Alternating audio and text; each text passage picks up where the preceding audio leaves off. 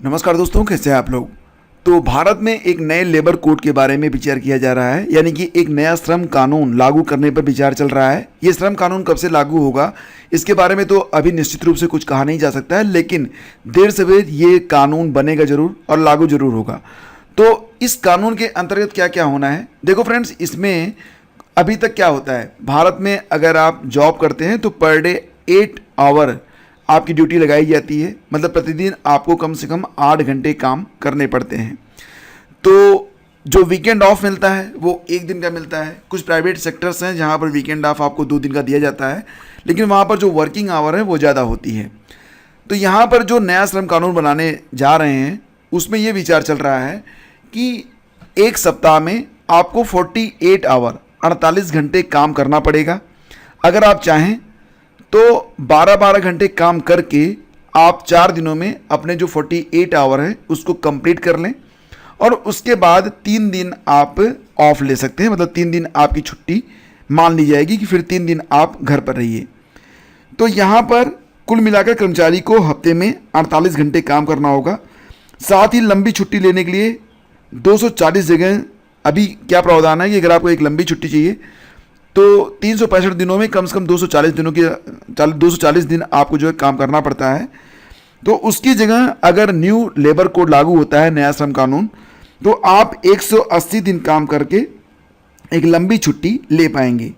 Basic salary CTC की 50% या उससे ज़्यादा हो सकती है। इसके साथ ही पुरुषों और महिलाओं का जो मेहनताना है वो बराबर कर दिया जाएगा। तो नया कानून काफ़ी आकर्षक लग रहा है और बहुत सारे लोग इसके लिए बहुत इंटरेस्टेड भी हैं। हो सकता है कि आप भी जानना चाहें कि भारत में ये कानून लागू कब से हो रहा है, तो अभी तक कोई क्लेरिफिकेशन नहीं आया है। देखो फ्रेंड्स, केंद्र सरकार चाहती है कि सभी राज्य नए लेबर कोड को एक साथ लागू करें। लोगों की पर्सनल लाइफ और काम के बीच में बैलेंस के लिए इस कॉन्सेप्ट को लाया जा रहा है। नए वेज कोड के लागू होने के बाद टेक होम सैलरी यानी कि इन हैंड सैलरी आपके खाते में पहले के मुकाबले कम आएगी। तो ऐसा नहीं है कि आपकी सैलरी जो है अगर खाते में कम आ रही तो बाकी की जो सैलरी जब्त हो जाएगी, ऐसा नहीं है।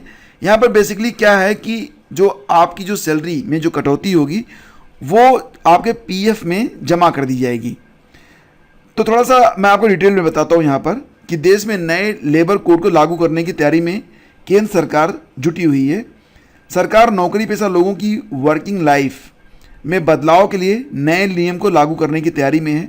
हालांकि नए लेबर कोड को देश में कब से लागू किया जाएगा इस पर अभी तक कुछ भी बिल्कुल क्लियर कट नहीं है, लेकिन ये तय है कि इसे लागू जरूर किया जाएगा। नए कोड के लागू होने के बाद साप्ताहिक छुट्टी यानी जो वीकली ऑफ होता है उससे लेकर नौकरी पेशा लोगों की सैलरी में भी काफ़ी बदलाव आपको देखने को मिलेगा। कंपनियों को अपनी जो वर्किंग स्ट्रेटजी है उसको बदलना पड़ सकता है, क्योंकि अभी तक जो कंपनियां होती हैं वो जब खुलती हैं तो 8 घंटे के लिए खुलती हैं। तो यहाँ पर प्रावधान ये करना पड़ेगा कि अगर कोई कर्मचारी काम करना चाहता है तो वो 12 घंटे तक काम कर सके। और ये भी कि जो फ्लेक्सिबल वर्क प्लेसेस हैं और फ्लेक्सिबल वर्किंग आवर हैं, ये भी भविष्य की ज़रूरतें मानी जा रही हैं। यानी कि एक दिन में आप कितना काम करेंगे ये आप डिसाइड करेंगे। हाँ, इतना ज़रूर है कि पूरे वीक में आपको 48 आवर काम करना पड़ेगा। तो 4 नए लेबर कोड के बारे में विचार किया जा रहा है। केंद्र सरकार चाहती है कि सभी राज्य नए लेबर कोड को एक साथ लागू करें।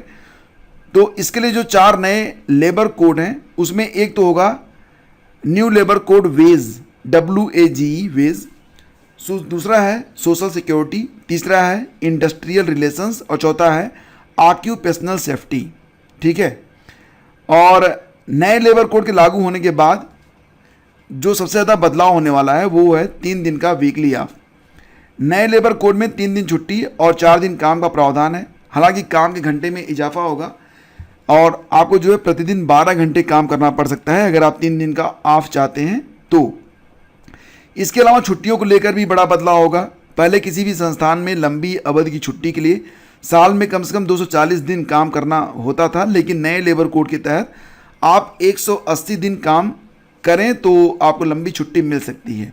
नए लेबर कोड के तहत आप 180 डेज 6 महीना काम करने के बाद लंबी छुट्टी के लिए एलिजिबल माने जाएंगे। तो नए वेज कोड के लागू होने के बाद टेक होम सैलरी यानी कि इन हैंड सैलरी आपके खाते में पहले के मुकाबले कम आएगी। सरकार ने नए नियम में प्रावधान किया है कि किसी भी कर्मचारी की बेसिक सैलरी उसकी टोटल सैलरी यानी कि CTC का 50% या उससे अधिक होनी चाहिए। अगर आपकी बेसिक सैलरी अधिक होगी तो PF कंट्रीब्यूशन बढ़ जाएगा। सरकार के इस प्रावधान से रिटायरमेंट के समय कर्मचारियों को मोटी रकम मिलेगी, साथ ही ग्रेच्युटी का पैसा भी अधिक मिलेगा। इससे उनका जो भविष्य होगा, मतलब बुढ़ापे में आपको पैसे की कमी नहीं रहेगी। और पुरुषों और महिलाओं का जो मेहनताना होगा वो भी बराबर रखा जाएगा। केंद्रीय श्रम मंत्री भूपेंद्र यादव ने हाल ही में कहा था कि हमने पुराने कानूनों को युक्तिसंगत बनाया है और पुरुषों और महिलाओं दोनों के लिए उचित मेहनताना सुनिश्चित करने के लिए occupational safety and wage standard पर विचार किया है। उन्होंने ये भी कहा कि 29 विभिन्न अधिनियमों को 4 नए लेबर कोड में तब्दील कर दिया गया है। तो कुछ नए चेंजेज होने जा रहे हैं और मैं तो काफ़ी एक्साइटेड हूँ और फिलहाल देखते हैं कि आगे क्या होता है। एक छोटी सी न्यूज़ थी, उम्मीद करता हूँ कि आपको अच्छी लगी होगी। Please do like and share.